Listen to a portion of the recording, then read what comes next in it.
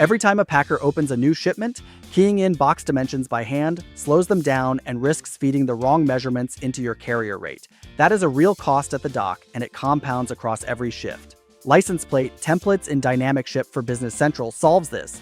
You define your standard boxes, cartons, and pallets once, complete with dimensions and a scannable barcode.